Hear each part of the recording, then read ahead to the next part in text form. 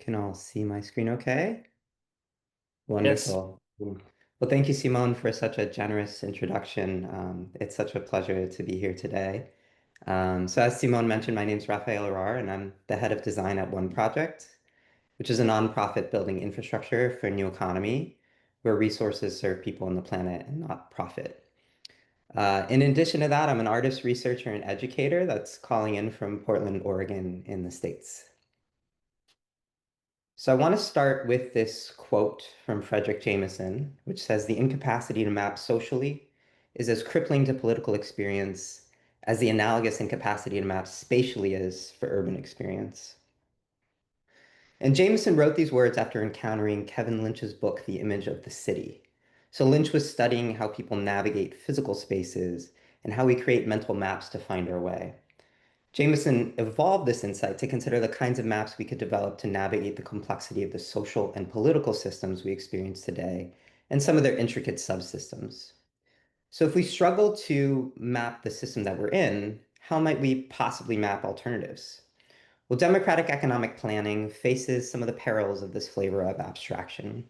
Conversations can often float in theoretical and academic space, which can end up being somewhat disconnected from lived experience.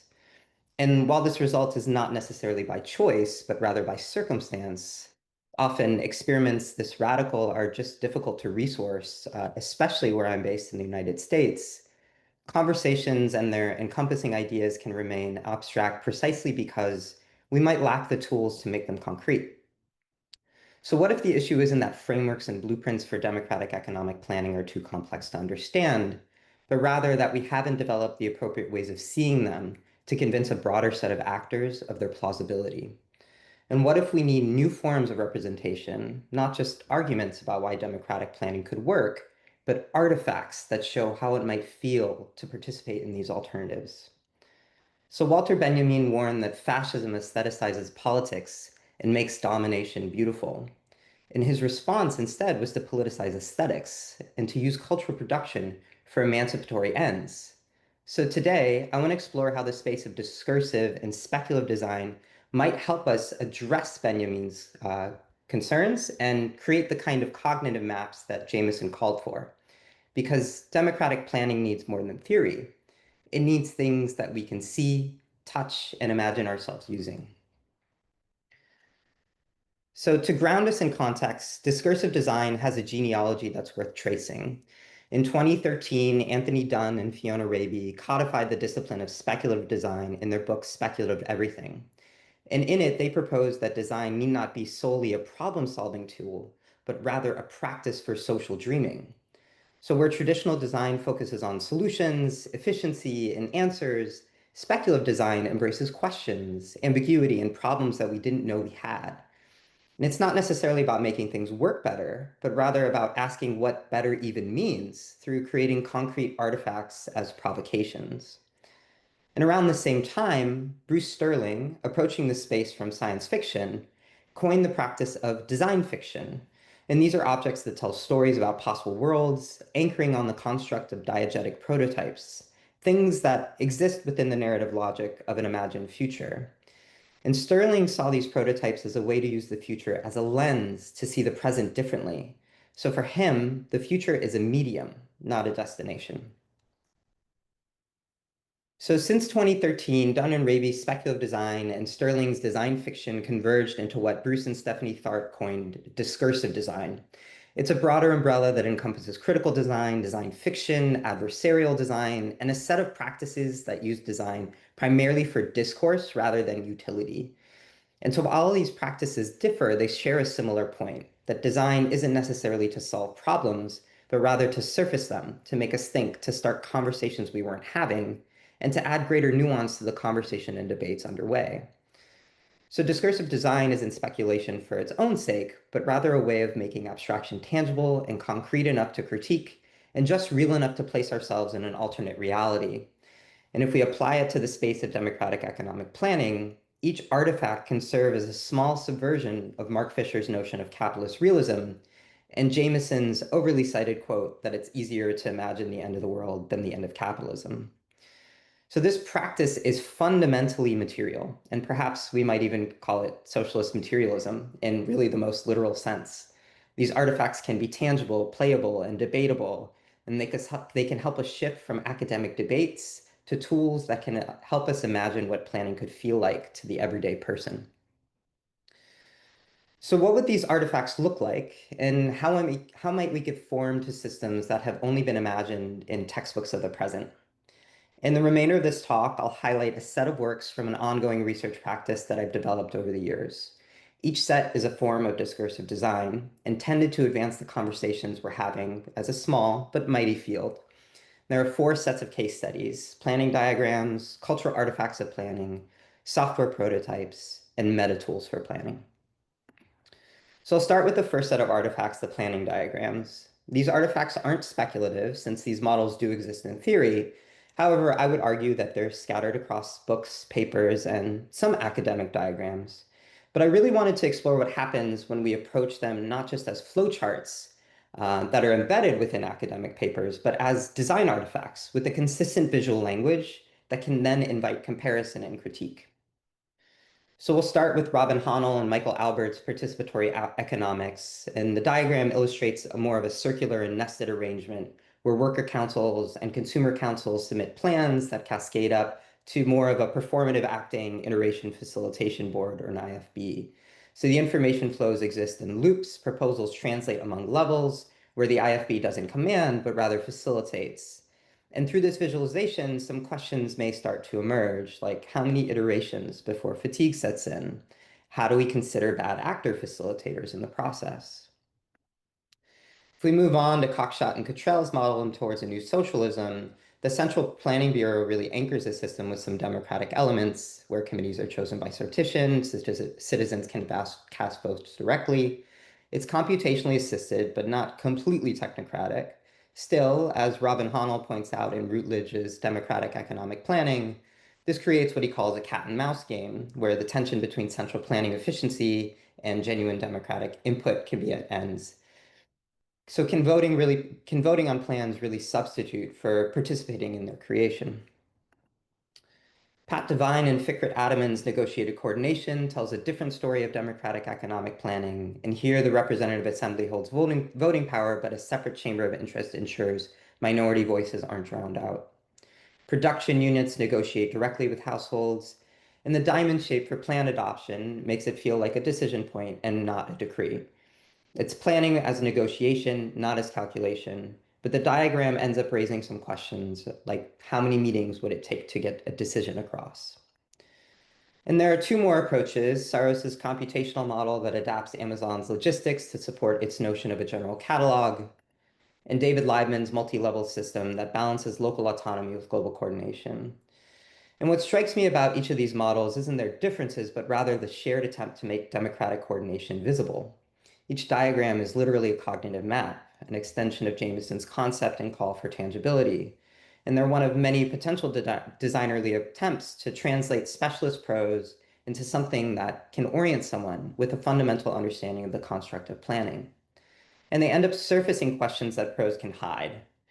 Questions like where's conflict resolution? What happens when communities disagree? So understanding how planning works is an essential first step, and design is really well suited to the task. But what would the cultural landscape look like if democratic planning were as normal as voting? What materials would circulate to encourage participation, explain processes, or celebrate planning achievements? So many of the artifacts in the next set of works draw from mining visual history for forms that might serve new purposes.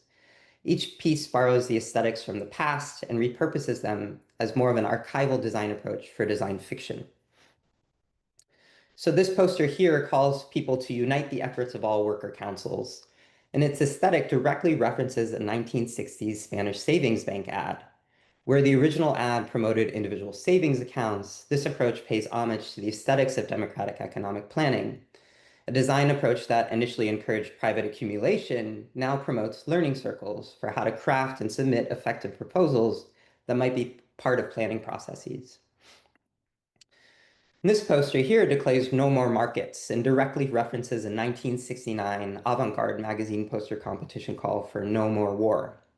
Where the original channeled anti-Vietnam sentiment through bold type, this version alludes to an optimistic alternate reality where populist sentiment prefers democratic assemblies, collective planning, and social cooperation over blind market forces. The endorsements at the bottom, the General Assembly, the Cooperative Congress, the Planning Bureau, suggest new institutions that might gain the authority that once belonged to the free market. And so through the same typographic urgency, an aesthetic of resistance becomes an aesthetic of greater governance. J.K. Lasser's Your Economic Plan directly appropriates a popular tax guide from the 1980s. Whereas the original promised to increase your after-tax income, this version offers to increase your participation. Tax saving chapters become planning guides, and IRS regulations transform into cooperative management.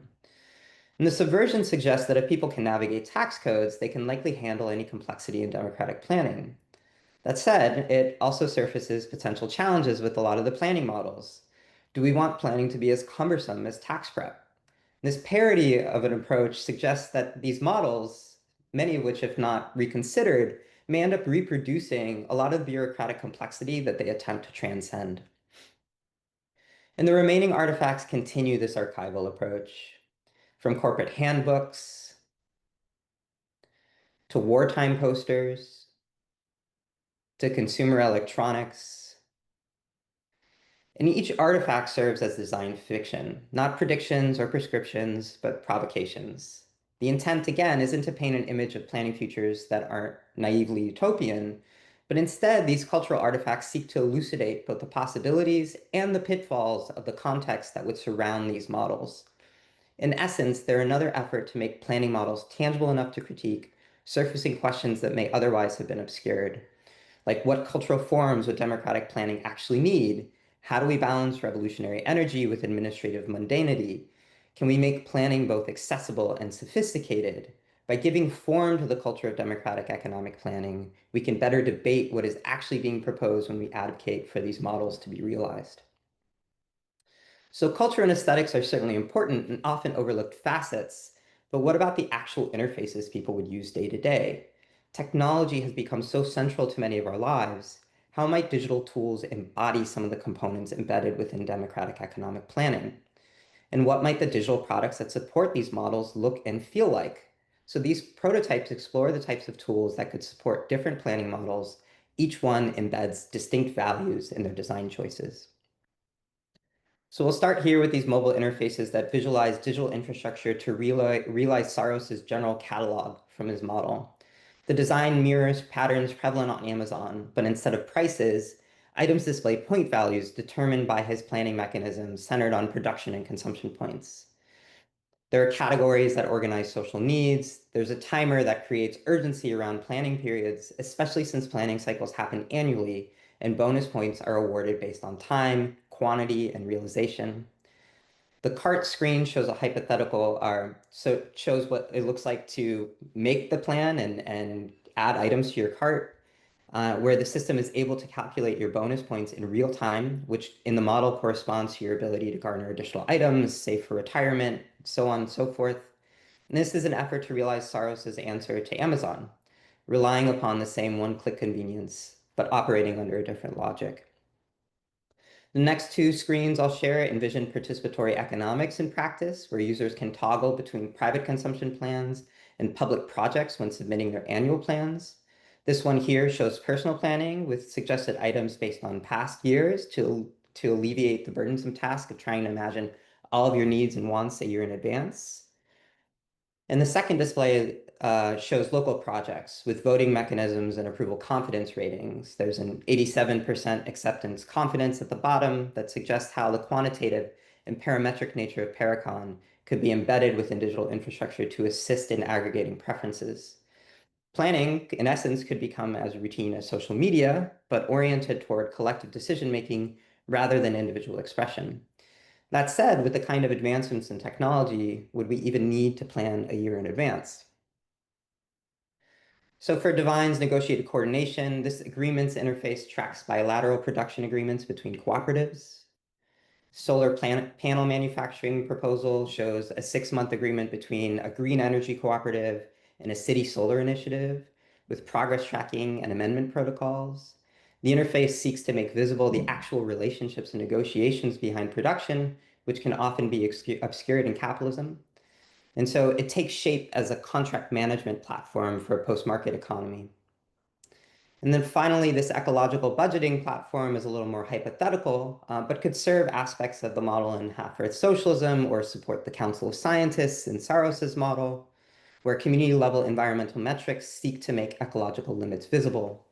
There are progress bars on the page that show collective movement toward things like rewilding or energy reduction and resource sharing goals. And the interface is just an effort to make abstract sustainability metrics into concrete, trackable community achievements.